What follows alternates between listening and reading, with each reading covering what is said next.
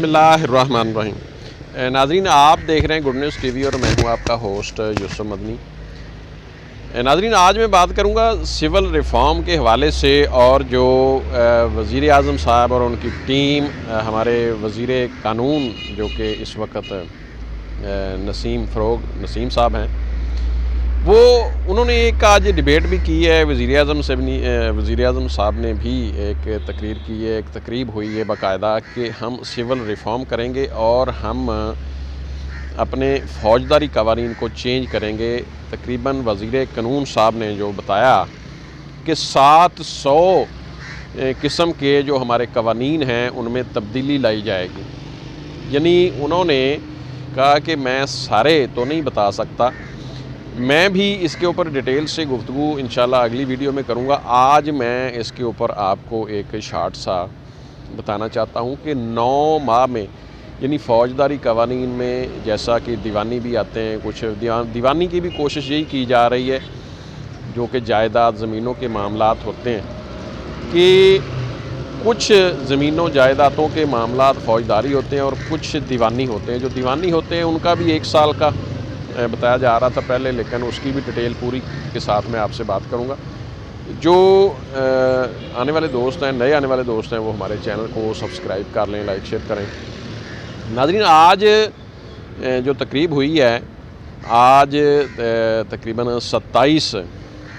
جنوری ہے اور 2022 جمعرات کا دن ہے۔ ناظرین، تقریب ہوئی ہے کہ 700 قسم کے قوانین، یعنی کہ 114 سال ہو چکے ہیں جو قوانین، جو قانون ہم اب تک جس کے تحت اپنے ملک کو چلا رہے ہیں، یعنی بالخصوص فوجداری معاملات میں، یعنی کہ انگریز کے بنے ہوئے یہ قوانین ہیں یا کچھ قوانین اس سے بھی پہلے کے ہیں۔ یعنی ہم ان قوانین کے ذریعے اس وطن عزیز کو چلاتے رہے، اور اب 74 سال اس حکومت کو، ملک کو بنے ہوئے ہو گئے، پاکستان کو 74 سال کا مقصد یہ ہے کہ جب پاکستان بنا تھا تو اس سے تقریباً 40 سال کے پہلے کے قوانین جو کہ انگریزوں نے، یعنی انگریز اس قوم کو سمجھتے تھے غلام، جو غلاموں کے لیے قوانین بنائے گئے تھے، ہم ان کے سہارے اپنی زندگی بسر کرتے رہے۔ ہم ان قوانین کے ساتھ اس ملک کو چلاتے رہے جس ملک میں یہ دعویٰ کیا جاتا رہا ہے کہ یہ مملکت خدا داد ہے،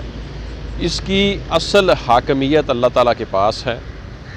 اور اس مملکت خدا داد میں کوئی بھی قانون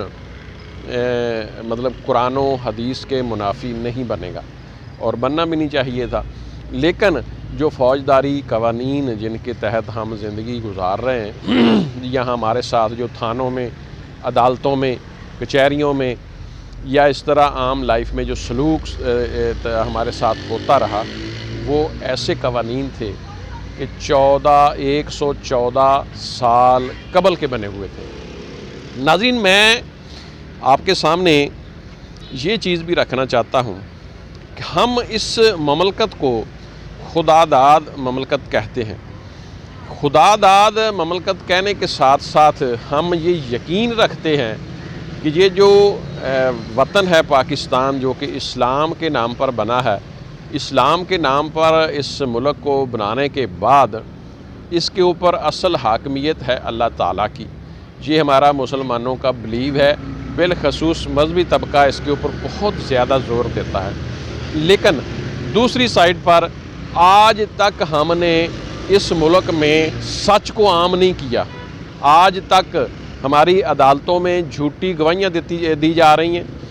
ہمارے تھانوں میں جھوٹے گواہ پیش کیے جاتے ہیں، ہمارے فوجداری معاملات میں جھوٹے گواہ، دیوانی معاملات میں جھوٹے گواہ، جھوٹی FIRیں ہم کٹواتے رہے، اب بھی کٹوا رہے ہیں۔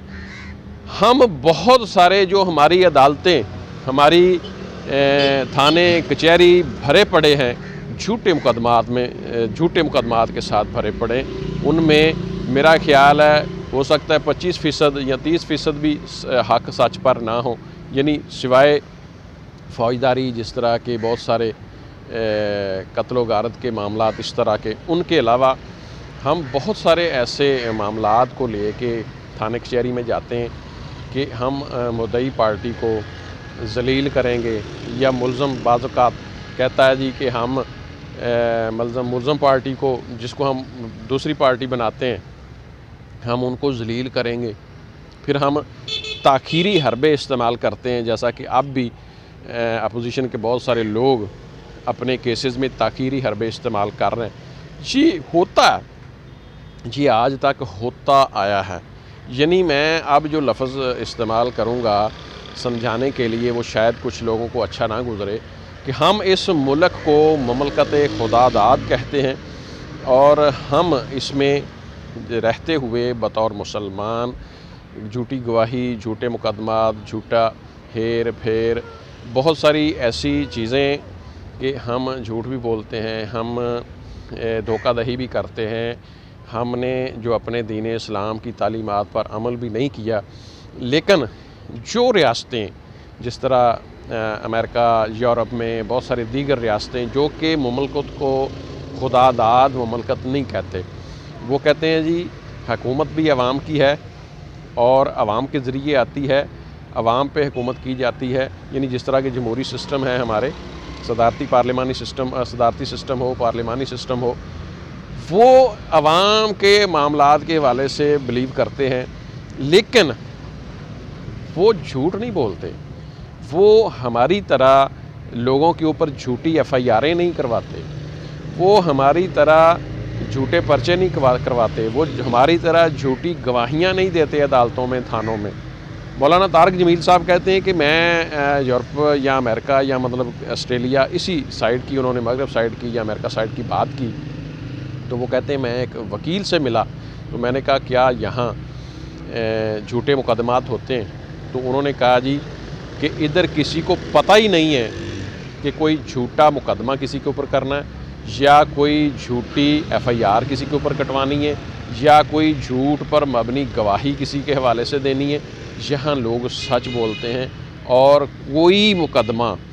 یا کوئی FIR تھانہ یا کچہری میں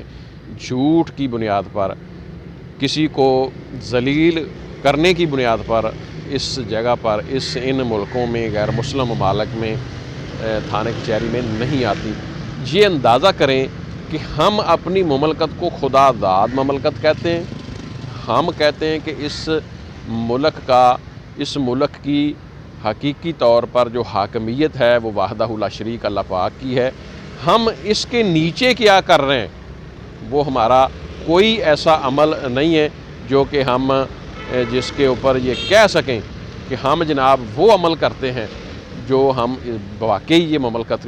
کے حوالے سے بلیو رکھتے ہیں کہ یہ مملکت جو ہے اس کے اوپر اللہ پاک کی اصل میں حاکمیت ہے۔ اور ناظرین، باقی بہت سارے ایسے مسائل ہیں، میں انشاءاللہ وقتاً فوقتاً آپ کو ویڈیوز میں یہ بات آپ سے کرتا رہوں گا۔